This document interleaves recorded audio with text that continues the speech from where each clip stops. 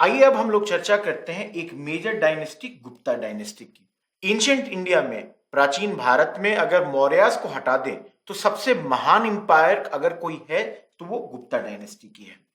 इसके founder Allahabad inscriptions, जो Allahabad pillar है उसके इंस्क्रिप्शंस के हिसाब से जो पहला गुप्त राजा थे वो श्रीगुप्त थे। और ये जो गुप्ता डायनेस्टी थी इसका प्रारंभ कौशंबी जगह के पास हुआ था। मतलब प्रयाग, आपके यूपी में आज के डेट में जो जगह है उसके आसपास कौशंबी में, यहाँ पे इसका 3री शताब्दी के लमसम अंत में इसका उदय हुआ था, 3rd सेंचुरी एडी। गुप्त वंश में पहले राजा आप देखिए श्रीगुप्त हैं, जो लमसम 240 से 280 एडी के वक्त रूलर हुआ करते हैं। इनके अलावा, मतलब अलाहाबाद पिलर के इंस्क्रिप्शंस के अलावा पुरानाज में भी मेंशन्ड है कि जो शुरुआती गुप्ताज थे वे गंगा के मिडिल गैंगेटिक प्लेन, मतलब मिडिल वाला जो गंगा, अगर गंगा शुरुआत होती है उत्तराखंड से और बंगाल तक जाती है तो मिडिल गंगा मतलब यूपी और थोड़ा बहुत बिहार के हिस्सों में ये रूल किया करते थे। आप देख सकते हैं प्रयाग के आसपास हमने बातचीत की, प्रयाग, साकेत, मगध, इन इलाकों में ये लोग रूल कर रहे थे। इसके अलावा श्रीगुप्त को सक्सीड करते हैं उनका पुत्र है घटोत्कच। तो घटोत्कच राजा बनता है श्रीगुप्त के बाद। ये लमसम 280 से 320 एडी तक ये रूल कर रहे हैं। अब देखिए यहाँ पे ईयर्स याद रखना नहीं है, क्योंकि कभी क्या होगा 325 लिख देगा, कभी 320 लिख देगा, तो 2-4 साल का इधर उधर फेर लगा रहता है। ये दोनों शुरुआती रूलर्स हैं लेकिन उतने इंपॉर्टेंट नहीं है। असली इंपॉर्टेंट रूलर शुरुआत होती है यहां से, चंद्रगुप्त 1। आगे भी एक और चंद्रगुप्त मिलेंगे, इसलिए 1 यहां पे मेंशन किया गया है। देखिए पिता को सक्सीड करते हैं, पिता कौन है? घटोत्कच। इनको सक्सीड करते हैं चंद्रगुप्त प्रथम 1, और ये महान गुप्ता इंपायर का स्थापना यहां से शुरू होती है। अर्ली रूलर्स हैं श्रीगुप्त, घटोत्कच, लेकिन असली महान जो फाउंडेशन शुरू हो रही है इस वक्त से शुरू हुई। मैरिज अलायंस करते हैं चंद्रगुप्त 1, और ये इनके पॉलिटिकल करियर के लिए बहुत इंपॉर्टेंट हो जाता है। शादी ब्याह करते हैं, जैसे इन्होंने लिच्छवी की रानी राजकुमारी कुमार देवी से शादी की। अब इस तरह के जो ये मैरिज अलायंसेस करते थे, इससे इनका पॉलिटिकल करियर और आगे बढ़ता है। ये पहले राजा हैं, गुप्त राजा, जिन्होंने महाराजा धीराज की टाइटल ली और गोल्ड कॉइन्स इशू किए। अब देखिए राजा, महाराजा, महाराजा धीराज, मतलब महाराजाओं का जो राजा है वो महाराजा धीराज है। तो ये दिख रहा है कि ये बड़े हो गए हैं, ये बड़ा इंपायर हो रहा है। आप एक चीज और यहां याद रख सकते हैं कि गुप्त संवत की शुरुआत चंद्रगुप्त 1 ने की थी अराउंड 319-320 एडी के वक्त। इनके पुत्र का नाम है, और बहुत इंपॉर्टेंट, समुद्रगुप्त। भारत का नेपोलियन ऑफ इंडिया भी कहा जाता है इनको। क्यों? क्योंकि इन्होंने बहुत सारी विक्ट्रीज की हैं। नाम इनका देखिए समुद्रगुप्त है। इन्होंने आर्यावर्त के 9 राजाओं को और दक्षिणवर्त के 12 शासकों को हराया। अराउंड 335 एडी में ये राजा बन रहे हैं, और इतने सारे विक्ट्रीज के कारण, ये 9 और 12, आप देखिए 21 विक्ट्रीज के कारण इनको क्या कहा जा रहा है? Napoleon of India. देखिए अराउंड 335 ये सक्सीड कर रहे हैं अपने पिता को। फिर से वही अलाहाबाद पिलर, ये इंस्क्रिप्शंस यहां बताती है इनके करियर और इनके पर्सनालिटी के बारे में बहुत कुछ बता रही है। इनके जो कोर्ट पोएट हैं, इनका नाम याद रखिए, बहुत इंपॉर्टेंट, हरीश सेना, वन ऑफ द ऑफिशियल्स हैं जिन्होंने इन इंस्क्रिप्शंस का कंपोजिशन किया था। और इंग्रेविंग्स जो है ये अशोकाही का पिलर था जो इलाहाबाद में था, उसमें यहां पर इसने सारी ये रचनाएं की थी। तो हरीश सेना ने यहाँ के प्रशस्ति लेख का काम किया था। अब समुद्रगुप्त खुद में विष्णु का बहुत बड़ा उपासक था, और आगे आप देखेंगे कि बहुत मिलिट्री ग्रेट जनरल तो है ही, क्योंकि आप देख सकते हैं ये 21 मैंने जो बताया वॉर्स, बैटल्स इसने जीते हैं। इसके अलावा ये याद रखिए इसने अश्वमेध यज्ञ का भी परफॉर्म किया। अश्वमेध यज्ञ जो घोड़ा छोड़ देते हैं और जिस जिस इलाकों से घोड़ा जाएगा वो इलाके हो गए इस राजा के, या उस इलाके के राजाओं ने मान लिया कि भाई आप ही मेरे कर्ता धर्ता हो। तो ये बहुत इंपॉर्टेंट चीज है जो समुद्रगुप्त ने परफॉर्म करवाया। इसके अलावा देखिए मेघवर्ण जो उस वक्त के श्रीलंका के राजा थे, उन्होंने अपना एक एम्बेसडर भी भेजा था समुद्रगुप्त के दरबार में परमिशन मांगने के लिए कि भाई हमको एक मोनास्ट्री और एक गेस्ट हाउस बिल्ड करना है बुद्धिस्ट पिलग्रिम्स के लिए। कहां पर? बोधगया में। तो दिख रहा है कि अगर बोधगया जो उस वक्त आप समझ रहे हैं आज के दौर का बिहार, मगध का हिस्सा है और वहां पे कुछ किसी को बनवाना है, परमिशन किससे ली जा रही है? समुद्रगुप्त से, जो दिख रहा है कि इनका प्रभाव क्षेत्र अब तमाम इलाका हो चुका है।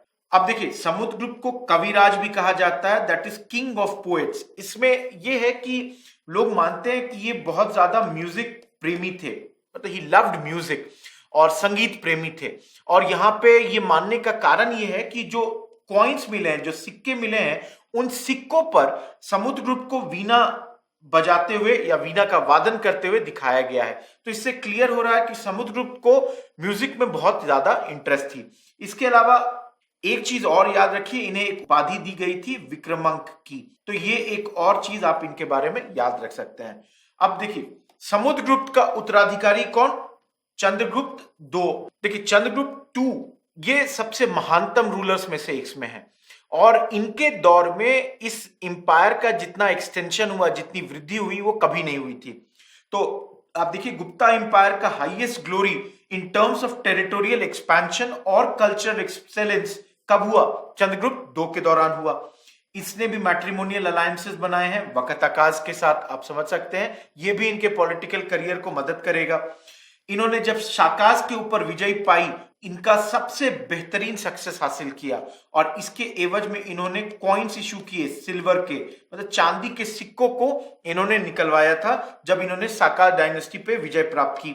उज्जैन उस वक्त का मेजर सेंटर था ट्रेड, रिलीजन, कल्चर का, और ये सेकंड कैपिटल हो गया गुप्ता इंपायर का आफ्टर दिस कनकस्ट। मतलब शाकास पे विजय के बाद उज्जैन इनका सेकंड कैपिटल बन रहा है। शाकास के ऊपर विजय पाने के बाद इन्होंने अपना टाइटल क्या ले लिया? विक्रमादित्य। इसको याद रखना है, बहुत इंपॉर्टेंट है। इसके अलावा इन्होंने सिल्वर कॉइन्स इशू किए हैं, जो मैंने पहले कहा, शाकास पे जीत के बाद। मेहरौली का जो आयरन पिलर है वो बताता है कि एक राजा हुआ करता था जिसका नाम चंद्र था, तो मोस्ट प्रोबेबली ये इंगित करता है चंद्रगुप्त दो के ओर। इसके अलावा इस दौर को आप याद रख सकते हैं, पैटर्नेज जो लिटरेचर और आर्ट्स को मिला और जो आर्टिस्टिक और कल्चरल लाइफ का हाई स्टैंडर्ड था। इनफैक्ट इसे गोल्डन एज भी कहा जा सकता है हमारे हिस्ट्री का, बिकॉज लिटरेचर, आज की आगे हम बात करेंगे, या आर्ट, हर में बहुत बेहतरीन वृद्धि हुई, बहुत समृद्धि हुई। कालिदास आप देखिए चंद्रगुप्त दो के कोर्ट में हुआ करते थे, फेमस राइटर हैं, पोएट हैं।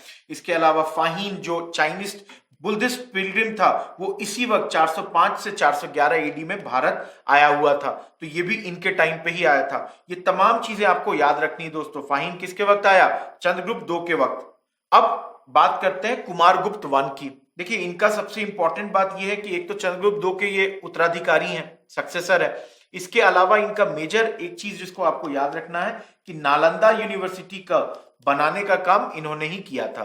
अब देखिए, चंद्रगुप्त दो जो हैं अराउंड 413 एडी में मरते हैं और उसके बाद कुमारगुप्त रूल करते हैं अराउंड 40 साल। ये भी अश्वमेध प्रैक्टिस करते हैं, सैक्रिफाइस देते हैं, और इनके मिलिट्री अचीवमेंट के बारे में उतना खास जानकारी हमें है नहीं।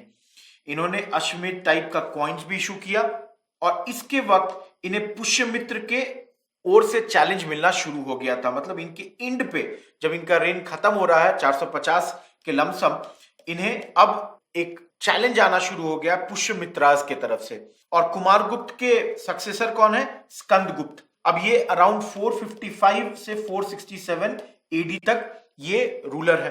पिता मर गए हैं, पुत्र अब नेक्स्ट राजा है। ये पीरियड आप देख सकते हैं, क्योंकि पिता के वक्त ही से चैलेंज शुरू हो गया था, तो ये पीरियड फुल ऑफ वॉर्स है। इनफैक्ट इन्हें अपने ब्रदर पुरुगुप्त से भी स्ट्रगल करना पड़ा था। इस वक्त ही हुन्स का बहुत लगातार अटैक्स होते रहा भारत के एम्पायर पे, और ये गुप्ता एम्पायर का सबसे बड़ा एनिमी हुआ। In fact one of the reasons for decline of Gupta empire in this era is the continuous attack by the Hunas. At the same time Skandagupta ने अभी तक सक्सेसफुली डिफेंड कर दिया है हुनाज को। इसके अलावा ये बहुत इंपॉर्टेंट है हमारे एग्जाम के पर्सपेक्टिव से, इनके टाइम पे सुदर्शन लेक को रिस्टोर और रिपेयर किया गया, पुनरुद्धार किया गया, बनाया नहीं, पुनरुद्धार किया, उसको वापस से उसके वापसी पुरानी ग्लोरी तक पहुंचाया। अब लास्ट चीज इसमें देखना है डिक्लाइन ऑफ गुप्तास का, जो पॉलिटिकल हिस्ट्री हमने बात की। देखिए, स्कंदगुप्त के मरने के बाद भी लमसम 100 सालों तक गुप्ता एम्पायर चलते रही है। स्कंदगुप्त की मृत्यु 467 एडी में और उसके लमसम 100 साल के बाद भी ये एम्पायर चल रही है, लेकिन डिक्लाइन शुरू हो गया है। यहां पर याद रखिए इनके ब्रदर पुरुगुप्त इनको सक्सीड करते हैं, दो ज्यादा इनके बारे में पता नहीं है। इनफैक्ट लास्ट जितने भी रूलर्स हैं उनमें सिर्फ मेजर एक बुद्धगुप्त ही था जो बड़े एरिया पे रूल कर रहा था। और यहां पे एक नाम और आप याद रख सकते हैं, वो है विष्णुगुप्त का। विष्णुगुप्त लास्ट रूलर है गुप्त डायनेस्टी का। इसके अलावा डायनेस्टी में अब हमें कुछ और नहीं जानना है। हाँ, यहां पे ये जानिए कि जैसे बुद्धगुप्त का inscriptions Bengal, Bihar, UP, MP सब जगह से मिला है, जो दिखा रहा है कि ये लार्ज पार्ट ऑफ एम्पायर पे रूल कर रहा है। अटैक किनका शुरू हो गया? हुनास का, जिनके बारे में हमने चर्चा की। इनके रूलर हैं तोरामन। इन्होंने अटैक किया गुप्ता एम्पायर को अराउंड 512 एडी में और लार्ज पार्ट्स जो कनकर किए नॉर्थ इंडिया का, ग्वालियर, मालवा, इन तमाम रीजन्स पे इसने कैप्चर किया। कुछ समय के लिए ये तोरामन और उसका पुत्र मिहिरकुल ये दोनों रूल करते हैं। मिहिरकुल ने एक कैपिटल शुरुआत की, सकल, जो आज मॉडर्न डे सियालकोट पाकिस्तान में है। इसके अलावा ये जो रूल था, जैसे मैंने कहा, कुछ समय के लिए था, वेरी शॉर्ट पीरियड, लेकिन इसने गुप्ता एम्पायर को बहुत ज्यादा इफेक्ट किया। जैसे मैंने पहले ही कहा, one of the reason of decline of Guptas is Huns का लगातार अटैक। अब गुप्त काल के पॉलिटिकल हिस्ट्री को छोड़ के अब हम उनके बाकी चीजों को देखते हैं। अगर उनके एडमिनिस्ट्रेशन का स्ट्रक्चर देखिए तो किंगडम, जिसे राज्य कहा जा रहा है, वो नंबर ऑफ प्रोविंसेस में डिवाइडेड है और इनको कहा जा रहा है भुक्ति नॉर्थ में और मंडल या मंडलम साउथ में। तो इस दोनों शब्द को, भुक्ति और मंडल, मंडलम क्या मतलब होता है, इसको आपको याद रखना है। प्रोविंसेस फर्दर डिवाइड हो गया, विषय या भोग जो कि नॉर्थ में है और कोट्टम या वलानाडु जो कि साउथ में है। तो देखिए, अगर इस तरह से देखा जाए, राज्य डिवाइड हो गया है, या तो उसको भुक्ति कहा जा रहा है या उसे मंडलम कहा जा रहा है। और भुक्ति फर्दर जो है या तो विश्व कहला रहा है या भोग कहला रहा है नॉर्थ इंडिया में, और साउथ में कोट्टम या वलानाडु। तो ये दो तीन जो शब्द हैं इनको आपको याद रखना है। Further other units of administration, जो डिस्ट्रिक्ट्स है, उसको आधीज, थाना, पट्टाना इन नॉर्थ कहते हैं और साउथ में इसको नाडु कहते हैं। तो ये प्रोविंसेस भी फर्दर डिस्ट्रिक्ट लेवल पे डिवाइडेड है। इसके आगे ग्रुप ऑफ विलेजेस, जो मॉडर्न तहसील होते हैं, उनको कहा जाता है विट्ठीज। नॉर्थ इंडिया में वित्थीस कहते हैं और साउथ इंडिया में पटाला या कुर्रम इसको कहा जाता है। और आखिर में जो विलेज है वो लोएस्ट एडमिनिस्ट्रेटिव यूनिट है, मतलब ग्राम सबसे छोटा एडमिनिस्ट्रेटिव यूनिट है इस डायनेस्टी का। अब देखिए, यहां पे किंगडम को तो डिवाइड कर दिया, तो भाई किंगडम को रूल करने के लिए, गवर्न करने के लिए भी ऑफिसर्स का अपॉइंटमेंट करना पड़ेगा। तो समझिए, जो गुप्ता एरा का एडमिनिस्ट्रेशन है वो old bureaucratic form of administration ही था, लेकिन बेहतर ऑर्गेनाइज था, सिस्टमेटिक था, इलैबोरेट था। ये ऑर्गेनाइज्ड अच्छे तरीके से हुआ था। यहां पे याद रखिए, भुक्ति के गवर्नर को किंग ही अपॉइंट करेगा और उसे कहते थे उपारिका।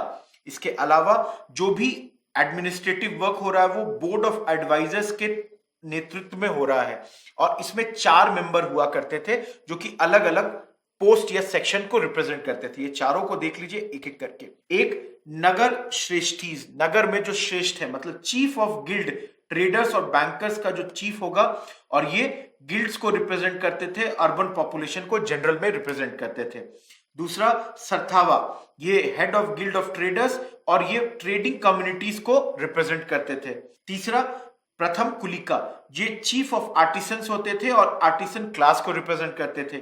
और आखिर प्रथम कायस्था, ये रिप्रेजेंट करते हैं गवर्नमेंट ऑफिशियल्स जैसे chief secretary of the present day, और इस बॉडी को जाना जाता था अधिष्ठानाधिकारणा के नाम से। तो इसको आपको याद रखना है। इसके अलावा हर जो सिटी थी उसमें अपना काउंसिल बॉडी था। विलेज एडमिनिस्ट्रेशन रूरल बॉडीज के कंट्रोल में थे, जिसको हेडमैन और विलेज एल्डर्स कंट्रोल किया करते थे। 2 नए क्लास ऑफ ऑफिसर्स थे जो गुप्ताज ने इंट्रोड्यूस किए, दोनों का नाम याद रखिए। एक संधि विहारिका जो कि minister of peace and war, आज के मॉडर्न फॉरेन मिनिस्टर के जैसा, और एक कुमार मत्याज, ये टॉप रैंकिंग ऑफिशियल था जो किंग के साथ अटैच था, but also to the crown prince और समटाइम्स डिस्ट्रिक्ट्स का इंचार्ज था। देखिए, ये जो स्लाइड है गवर्नेंस वाली, आपको सिर्फ याद रखना है उपारिका कि यहां पे बोर्ड ऑफ एडवाइजर्स हुआ करते थे, और ये जो 4 वर्ड यहां दिखाया और 2 वर्ड यहां दिखाया, कभी अगर पूछ दे हमारे एग्जाम में कि भाई इस शब्द से क्या मतलब है, तो ये आपको पता होना चाहिए। इससे ज्यादा हमारे एग्जाम में नहीं पूछेगा। गवर्नेंस में ही थोड़ा और आगे देखिए, आयुक्ताज एक और इंपॉर्टेंट ऑफिशियल हैं। ये वैसे ही हैं जैसे युक्ताज थे जो अशोकन इंस्क्रिप्शंस में या कौटिल्य के अर्थशास्त्र में थे। और अब देखिए, जैसे महाराजा धीराज हमने बात की, वैसे ही अभी अधिकतर ऑफिसर्स भी अपने नाम या अपने पोस्ट के आगे महा लगाते थे, जैसे महाप्रतिहारा, महाबलाधिकृता, महादंडनायका। इन सब लोगों ने अपने प्रीफिक्स के तौर पे महा लगा रखा है। ये क्या दिखा रहा है कि ये सारे लोगों का पावर राजा से आ रहा है, राजा इनको पावर दे रहा है। इसके अलावा गुप्ता रूलर्स में हमने पहले ही देखा, इन लोगों ने अपने आप को महाराजा धीराज कहा है।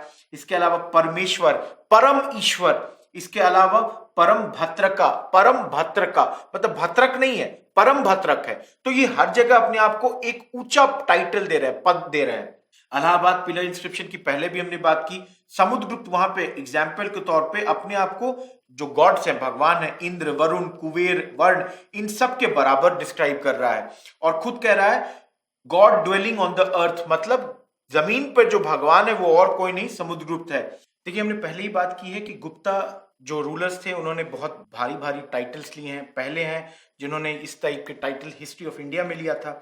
इसके अलावा हमने पहले भी बात की कि कॉइन्स ये इशू करते थे, जिसमें गोल्ड कॉइन्स थे, सिल्वर कॉइन्स हैं, और इन कॉइन्स में इनको एक्सीलेंट और अनराइवल्ड चैरियट राइडर्स मतलब रथ की यात्रा जो योद्धा होते थे या हॉर्समैन के तौर पे इनको दिखाया गया है। इसके अलावा गुप्ता पीरियड को administration of law and justice के क्षेत्र में लैंडमार्क समय माना जाता है कि बेहतरीन टाइम था।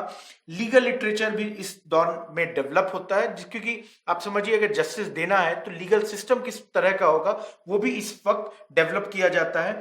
इन लॉ मेकर्स ने सिविल और क्रिमिनल लॉ में पहली बार पूरी तरीके से डिस्टिंक्शन भी इस टाइम पे की, जो कि बहुत इंपॉर्टेंट था। इसके अलावा बृहस्पति स्मृति में 18 टाइटल ऑफ लैंड और 14 उनमें से कहा गया कि उसमें ओरिजिन इन प्रॉपर्टी है, जिसे धनामूला कह सकते हैं, और 4 इन इंजरी हिम समूला कहते हैं। इसके अलावा गुप्ता पीरियड में प्रॉपर्टी जो है, लैंड जो थी वो प्राइवेट प्रॉपर्टी बन सकती थी और इसको मनी के लिए बेचा भी जा सकता था। इन्होंने लॉज बनाए पार्टीशन के लिए, सेल के लिए, मॉर्टगेज के लिए, लीज ऑफ लैंड, और ये सारी चीजें इन्होंने किताबों में लिखवाया और उस दौर के जो इंस्क्रिप्शंस थे उसमें भी मेंशन किया। इसके अलावा जो टैक्सेशन था इस दौर में उसे कम किया गया, क्योंकि इस दौर में स्टेट जो था बहुत प्रॉस्पेर्ड था, बहुत ही मजबूत और अमीर राज्य हुआ करता था। Land taxes way collected both in cash and kind, cash में और काइंड में कलेक्ट किया गया, और ये 1/4 से 1/6 में ये वेरी किया करता था प्रोड्यूस के तौर पे।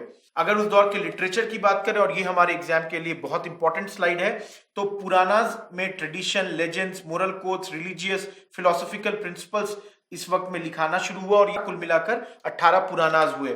स्मृति मेट्रिकल टेक्स्ट था जिसमें रूल्स, रेगुलेशंस और लॉज जो गाइड और गवर्न करेंगे सोसाइटी को, वो इस दौर में आया। स्मृति धर्म सूत्र के आधार पे था और गृह सूत्र के आधार पे था, जो दोनों ही वैदिक लिटरेचर का पार्ट है, और इन्हें वर्स के फॉर्म में लिखा गया।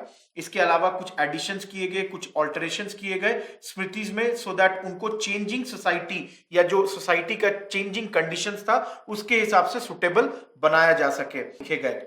हमारे एग्जाम के पर्सपेक्टिव से 2 बहुत इंपॉर्टेंट बात, रामायण और महाभारत का कंपाइलेशन अब जाके कंप्लीट हो गया है, और कालिदास ने इस पीरियड में काव्यास लिखे जैसे मेघदूत, रघु वंशा, कुमार संभव एंड ड्रामास लाइक अभिज्ञान शकुंतलम। ये लास्ट 2 फैक्ट्स हमारे लिए सबसे इंपॉर्टेंट है हमारे एग्जाम के पर्सपेक्टिव से, इसको बिल्कुल याद रखिए। इसके अलावा इंस्क्रिप्शंस भी उस वक्त में आए, और ये स्लाइड हमारे लिए बहुत बहुत इंपॉर्टेंट है, इसमें बहुत फैक्ट्स हैं। जैसे इलाहाबाद पिलर की बात हमने की, वहां का इंस्क्रिप्शन किसने लिखा? हरिसेन ने। मंदसौर का इंस्क्रिप्शन किसने लिखा? वत्स भट्ट ने। और Junagadh rock inscription, Mehrauli pillar inscription, Aihole का इंस्क्रिप्शन रविकृति के द्वारा कंपोज किया गया। इसके अलावा इन ऑल जो इंस्क्रिप्शंस हैं इनमें संस्कृत काव्य के कैरेक्टरिस्टिक फीचर्स मिलते हैं। तो आपको इस 3 स्टेटमेंट को याद करना है कि किसने कौन सा इंस्क्रिप्शन लिखा। इसके अलावा ड्रामा में जैसे भाषा, शूद्रक, कालिदास, भवभूति नाम के महान राइटर्स आए, जैसे मृच्छकटिका ये किसने लिखा? इसको याद रखिए। शूद्रक बेस्ट प्लेस है एंशिएंट इंडिया का, और ये किस पे है? ये love of a Brahmin with the beautiful daughter of a courtesan, ये बहुत बेहतरीन उस वक्त का नाटक था। इसके अलावा विशाख दत्त ने 2 प्ले लिखा, मुद्राक्षा और देवी चंद्रगुप्तम, इन दोनों को भी आपको याद रखना होगा हमारे एग्जाम के लिए। कालिदास का मालविका अग्निमित्रम, अभिज्ञान शकुंतलम, विक्रमोर्वश्यम, इसको आपको याद रखिए। इसके अलावा उत्तरम चरिता और मालती माधव लिखे भावभूति ने, और लास्ट में पंचतंत्र भी इसी टाइम पे लिखा गया विष्णु शर्मा के द्वारा। इसे आगे चल के ट्रांसलेट किया गया पर्शियन, अरेबिक में 8th सेंचुरी में, और ऑलमोस्ट सारे यूरोपियन लैंग्वेजेस में भी ट्रांसलेट किया गया है। ये स्लाइड बहुत इंपॉर्टेंट एग्जाम के लिए, किताबों के बारे में और उनके ऑथर्स के बारे में हमसे पूछता है, तो इसको एकदम रट लीजिए, इन किताबों को याद रखिए कि किसने लिखा था। अब हितोपदेश ये पंचतंत्र के आधार पर ही लिखा गया था। इसके अलावा हर्षचरित, जो हर्ष का बायोग्राफी था, बाण भट्ट के द्वारा लिखा गया, ये आगे चलकर लिखा जाएगा। इसके अलावा संस्कृत ग्रामर का जो किताब था पाणिनि और पतंजलि के द्वारा लिखा गया, वो भी इसी पीरियड का काम है। इसके अलावा भर्तृहरि ने 3 शतकाज पे लिखा है, कंपोज किया है और कमेंट्री भी दिया, महाभाष्य, जो कि पतंजलि की किताब थी। इसके अलावा अमरकोश का कंपाइलेशन किया गया अमर सिम्हा के द्वारा, जो कि इस दौर का बहुत बेहतरीन काम है। अमर सिंह एक पॉपुलर पर्सनालिटी, किसके कोर्ट के, चंद्रगुप्त II के। इसके अलावा प्राकृत यहाँ की लैंग्वेज है पॉपुलर, जैसे पहले थी, अभी भी गुप्ता पीरियड में ये पॉपुलर लैंग्वेज हुआ करती है। इसके अलावा श्वेतांबर जैन कैनन भी लिखा गया, जो कि अर्ध मगधी प्राकृत भाषा में लिखी गई। दिगंबर जैन जो साउथ इंडिया के, उनके रिलीजियस टेक्स्ट भी लिखे गए महाराष्ट्री और सौरसेनी प्राकृत में। बुद्धिस्ट टेक्स्ट जो कमेंट्रीज लिखी गई वो पाली लैंग्वेज में लिखी गई, और प्राकृत पक्ष जो था वो वरुचि ने लिखा, और प्राकृत लक्षण वो चंदा ने लिखा। ये दोनों ग्रामर वर्क है प्राकृत और पाली लैंग्वेज के, तो इनको आपको याद रखना होगा। ये उतना इंपॉर्टेंट नहीं है, शुरुआत के 2-3 फैक्ट्स याद रखिए, जो पहले 4-5 है उसको याद रखिए, बाकी आप भूल भी जाएंगे तो चलेगा। फॉरेन अकाउंट्स, कौन कौन ट्रैवलर्स आए, बहुत इंपॉर्टेंट। फाहीन, हमने पहले भी बात की, चाइनीज पिलग्रिम है, 4 अदर मॉन्क्स के साथ आया। किसके वक्त आया? चंद्रगुप्त II के वक्त आया। इसके अलावा ह्यून त्सांग एक और चाइनीज ट्रैवलर है, किसके वक्त आया? आगे चल के हर्षा के टाइम पे आएगा, 13 साल यहां रुकेगा, जिसमें 8 साल वो हर्षा के किंगडम्स में रहेगा। देखिए आगे का समय है, लेकिन इनके बारे में भी क्यों अभी बता दे रहे हैं, क्योंकि इन लोगों ने भी पिछले दौर के रूल्स के बारे में, जो कि गुप्ता का रूल है, उसके बारे में इन्होंने लिखा है। इसके अलावा ह्यून त्सांग नालंदा यूनिवर्सिटी में पढ़ता है, कई किंगडम्स जाता है और वहां के कंडीशंस को लिखता है अपनी किताब सी यूकी में, जो कि एंशिएंट इंडियन हिस्ट्री का one of the primary source है, precious source of ancient Indian history है। एक और आयत सिंह भी आते हैं वाया सी रूट इस वक्त। तो इन तीनों बाहरी फॉरेन ट्रैवलर्स को याद रखें। आयत सिंह भी बुद्धिस्ट रिलीजन के बारे में बता रहा है, और उस वक्त के बुद्धिज्म और इंडिया और मलाया के जनरल कंडीशंस के बारे में इसने लिखा है। इन तीनों को एकदम याद रखिएगा दोस्तों, बहुत इंपॉर्टेंट है। देखिए हमने पहले बात की है कि ये स्वर्ण युग है, गोल्डन पीरियड है, इकोनॉमी बहुत बेहतरीन है, जिसके कारण हमने पहले देखा कि टैक्सेस को कम कर दिया गया है। तो अगर इकोनॉमी की बात करें तो advance system of agriculture, industry और ट्रेड, ये इनके राइज होने के पहले से आ चुका था, और इनके आने के बाद इकोनॉमिक स्टेबिलिटी, प्रॉस्पेरिटी और ज्यादा बढ़ने लगी। हर तरीके का ऑलराउंड कल्चरल प्रोग्रेस होने लगा इस पीरियड में। यहाँ पे समझिए एग्रीकल्चर सिस्टम वेल डेवलप्ड है, साइंटिफिक मेथड्स यूज किए जा रहे हैं एग्रीकल्चरल प्रोडक्शन को बढ़ाने के लिए। अब देखिए यहाँ पे अमरकोश और बृहद संहिता ने स्पेशल चैप्टर्स दिए हैं कि किस प्रकार प्लांट का स्टडी किया जाए, गार्डन्स, फॉरेस्ट, क्रॉप, मैन्योर, खाद, इन तमाम चीजों के बारे में किस प्रकार से क्या चीज करना चाहिए, ये तमाम बातें अमरकोश और बृहद संहिता में मेंशन्ड है। इन्होंने वेरियस ब्रांचेस ऑफ इंडस्ट्री भी डेवलप किए, क्योंकि यहाँ पे रॉ मटेरियल्स का एबंडेंस हो गया, हर प्रकार का रॉ मटेरियल, एग्रीकल्चर है, आप देखेंगे लेदर का रहेगा, ज्वेलरी होगा, और स्किल और इंटरप्राइज भी जो आर्टिसंस एंड क्राफ्ट्समैन के थे वो भी इस दौर में बेहतरीन होने लगे थे। लिटरेरी वर्क्स जो उस वक्त का मिला है उसमें बताता है कि कॉटन, सिल्क, वुल, लिनन, इन तमाम चीजों के क्लोथिंग उस वक्त डेवलप्ड हो चुके थे। ह्यून त्सांग जैसे कह रहा है कि इंडियन क्लोथिंग मटेरियल्स को सिल्क, कॉटन, लिनन, वुल और गोट हेयर, इन 5 आधार पे बांटा जा सकता था। इसके अलावा अमरकोश बहुत सारे वेरियस फाइन आइटम्स और coarser varieties of cloth as well as unbleached and bleached silk की भी चर्चा करते हैं। इन दोनों को आप भूल भी जाए तो चलेगा, लेकिन पता होना चाहिए कि इस दौर में हम लोगों को ये सब पता चल गया था। इसके अलावा अजंता के वॉल पेंटिंग्स में भी डिफरेंट टाइप्स ऑफ वीविंग का हमें एग्जाम्पल मिल रहा है। इसके अलावा उस दौर के textile production centres Banaras, Mathura, Dashpura और कामरूप हुआ करते थे। आगे मंदसौर इंस्क्रिप्शन, जिसकी हमने पहले भी चर्चा की, वो डिटेल दे रहा है सिल्क वीवर्स के बारे में, कॉर्पोरेट एक्टिविटीज जो उस पीरियड में चलते थे उनके बारे में ये डिटेल भी बता रहा है। आइवरी वर्क, हाथी दांत का जो काम था बहुत प्रचलन में था, फ्लरिश किया जा रहा था उस वक्त। लेदर इंडस्ट्री भी फ्लरिश हो रहा है, लेदर बूट्स और शूज उस वक्त के स्कल्पचर और पेंटिंग्स में दिखते हैं। ज्वेलरी भी बहुत एडवांस लेवल पे है। बृहद संहिता कुल 22 ज्वेलरी की उस वक्त की बात करता है, ज्वेल्स की बात करता है, और ज्वेल्स जो है उसको वेरियस पर्पसेस के लिए यूज किया जाता था। रत्न परीक्षा जो है वो तो टेस्टिंग ऑफ जेम्स की भी बात करता है, ये जो ज्वेल्स हैं जेम्स हैं उनकी टेस्टिंग की बात करती है। टेक्निकल साइंसेस यूटिलाइज किए जा रहे हैं मैन्युफैक्चर ऑफ मेटल्स के लिए।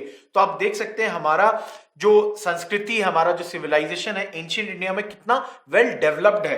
इसके अलावा वात्स्यायन मेंशन करता है कि रूप रत्न परीक्षा, धातुवेद और मणिराग कारंजनम ये मेथड्स हैं टेस्टिंग ऑफ प्रीशियस स्टोन्स के लिए, स्मेल्टिंग ऑफ मेटल्स के लिए, और टेक्नोलॉजी ऑफ जेवल्स अकॉर्डिंगली। तो इसको आपको याद रखना है कि ये 3 अलग अलग मेथड्स किस किस चीज के लिए हैं। ह्यूम त्सांग भी मेंशन करते हैं ब्रास, गोल्ड, सिल्वर एबंडेंस में इस वक्त प्रोड्यूस हो रहा है। मेहरौली आयरन पिलर तो उस वक्त का इतना बेहतरीन एग्जाम्पल है, अभी भी दिल्ली में है, कि उसमें अभी भी रस्टिंग नहीं होता है। सील्स हैं, गोल्ड है, सिल्वर का कॉइन है, सब चीज ये दिखा रहा है कि इस वक्त का जो मेटल इंडस्ट्री है हाईली डेवलप्ड है। उस वक्त के अगर आप सिक्कों की बात करें तो वो दिखता है कि बड़े भारी, उस पे जो इंस्क्रिप्शंस है, उस पे जो उगाया गया है, जो फोटोज बने हुए हैं वो बेहतरीन ढंग के हैं।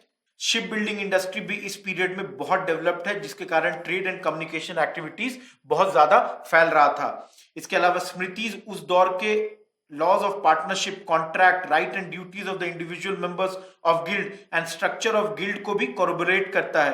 कंटेम्परेरी लिटरेचर इंस्क्रिप्शंस के बारे में भी बताता है। देखिए, हमने शिप्स की बात की, ट्रेड एंड कॉमर्स में शिप्स का बहुत इंपॉर्टेंट रोल था। लैंड के अलावा कोस्टल रूट्स, तो शिप ही आएंगे कोस्टल रूट्स में। ट्रेड रिलेशंस हमारे ईस्टर्न और वेस्टर्न कंट्रीज दोनों के साथ हुआ करते थे। हमारा ties Sri Lanka, Persia, Arabia, Byzantine empire, Africa और इवन वेस्ट तक जा रहा है। इसके अलावा ties China, Burma, south east Asia, तो आप देख सकते हैं तमाम कंट्रीज के साथ हमारा टाइज हो रहा है। जो ट्रेड आइटम्स है, सिल्क है, various kinds of spices, textile, metal, ivory, sea produce, ये सारे हम लोग इधर से उधर ले जा रहे हैं। यहां पे बहुत इंपॉर्टेंट है, उस दौर के सी पोर्ट्स का नाम याद रख सकते हैं। देखिए, ये कुछ सी पोर्ट्स हैं, मुजरिस जैसे बहुत इंपॉर्टेंट है। आप देखिए, कावेरी पट्टनम बहुत इंपॉर्टेंट है, ताम्रलिप्ति बहुत इंपॉर्टेंट है। तो ये सोपारा, ये सब कुछ कुछ उस दौर के सी पोर्ट्स थे गुप्ता पीरियड के, जो हमारे लिए बहुत इंपॉर्टेंट है, हम याद रख सकते हैं। इसके अलावा जो ये सारे पोर्ट्स थे, ये इनलैंड रूट्स के द्वारा वेरियस पार्ट्स ऑफ इंडिया से जुड़े भी हुए थे।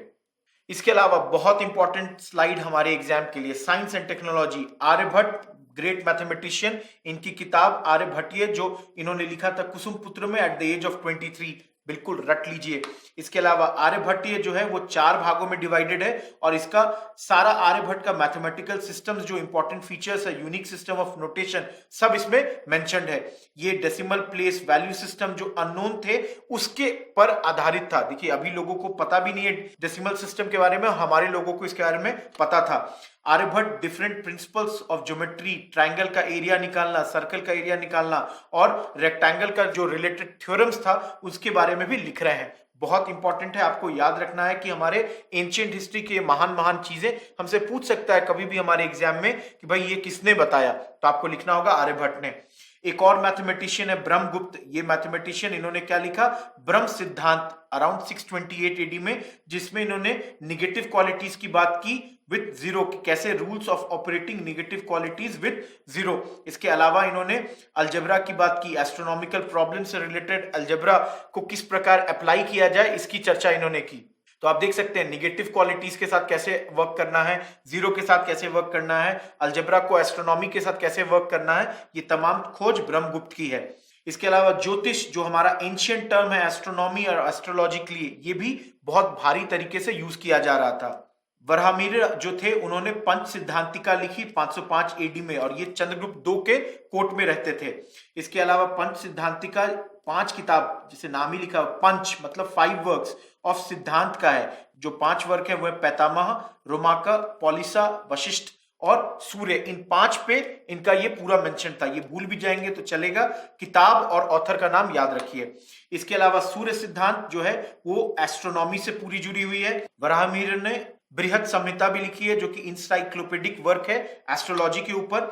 और वराहमिहिर के सन जो थे पृथ्वीहास, उन्होंने एस्ट्रोनॉमी पे किताब लिखी 600 एडी में, जिसका नाम था हर्षत पंचाशिका। तो इसको आपको याद रखना है।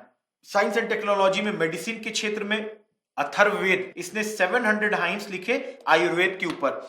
इसमें एक और किताब है हस्त आयुर्वेदा, ये गाइड बुक है जो कि इलेबोरेट बताती है कि एनिमल डिजीजेस पर्टिकुलरली एलिफेंट्स को कैसे ट्रीट किया जाए। इसके अलावा अश्वशास्त्र ये लिखा गया था सलीहोत्र के द्वारा और ये हॉर्सेस के ऊपर था, ट्रीटीज जो है ये हॉर्सेस के ऊपर था। इसके अलावा मेटलर्जी पे किताब आई। केमिस्ट्री जो अनदर साइंस था इस वक्त बहुत डेवलप हुआ, जिसमें मेडिसिन जो इस वक्त मेटलर्जी में मदद करेगी उस पे लिखा गया। इसके अलावा नागार्जुना जो ग्रेट महायानिस्ट थे, इन्होंने भी केमिस्ट्री पे काफी कुछ लिखा। मैंने पहले ही कहा मेहरौली के आयरन पिलर के बारे में, जो कि लिविंग मेमोरियल है इस पीरियड का, पोर्ट्रे करता है प्रोग्रेस जो हमने मेटलर्जी में 1500 साल पहले किया था और ये अभी भी रस्टिंग के बिना चल रहा है, तो ये बहुत इंपॉर्टेंट चीज है। लास्ट इसमें आर्ट एंड आर्किटेक्चर की बात कर लें। बहुत सारे रॉक कट केव्स एक्सकेवेट हुए हैं। 9 केव्स उदयगिरी जो कि विदिशा आज के मध्य प्रदेश में जगह है उसके आसपास मिला है और ये लोग रॉक कट और पार्टली स्टोन बिल्ट हैं। इसके अलावा अजंता केव्स बिल्ट किए गए आर्किटेक्चर के मॉडल लाइंस के आधार पर। इनका ब्यूटी इनके पिलर्स पे है जो कि वेरियस डिजाइन्स, साइज और फाइन पेंटिंग से घिरा हुआ है। इनके इनर वॉल पे इनके सीलिंग को डेकोरेट किया गया इन पेंटिंग्स के द्वारा। इसके अलावा इल्लोरा का rock cut monasteries, chaitya halls, where other pieces of architecture, यहाँ ब्राह्मणिकल, बुद्धिस्ट, जैन केव सब दिखाते हैं इनका फाइनल फेज ऑफ डेवलपमेंट। इसके अलावा कैलाश टेम्पल बेहतरीन मोनोलिथिक टेम्पल है। मोनोलिथिक मतलब मोनोलिथिक, एक स्टोन से कार्व्ड ये टेम्पल है जिसमें spacious hall, finally carved pillars, ये सारे चीजें हैं। ये कार्व किया गया ब्लॉक ऑफ हिल्स से। इसके अलावा 7 मोनोलिथिक टेम्पल्स और बहुत सारे पिलर्ड हॉल्स ममलापुरम से मिले जो कि उस दौर में पल्लवा किंग्स महेंद्र वर्मन और नरसिंह वर्मन ने 7वीं सेंचुरी में बनवाया था। इसके अलावा मोनास्ट्री, स्तूपास बहुत सारे इस पीरियड में बिल्ड हुए हैं और इन मोनास्ट्रीज का मेजर काम क्या था उस समय में, सेंटर ऑफ एजुकेशन होना। इंपॉर्टेंट सेंटर्स बोधगया, सारनाथ, कुशीनगर, श्रावस्ती, कांची, नालंदा, और मैंने पहली यूनिवर्सिटी का नाम ले लिया है नालंदा यूनिवर्सिटी, बहुत प्रेस्टिजियस स्टैब्लिशमेंट के तौर पे इस दौर में उभरता है। हिंग त्सांग बहुत सारे टेम्पल्स, मोनास्ट्रीज की बात करते हैं, लाइब्रेरी बिल्डिंग्स की बात करते हैं। ममलापुरम में धर्मराज रथ अर्लीस्ट एग्जाम्पल है रॉक कट टेम्पल्स का द्रविडियन टाइम में।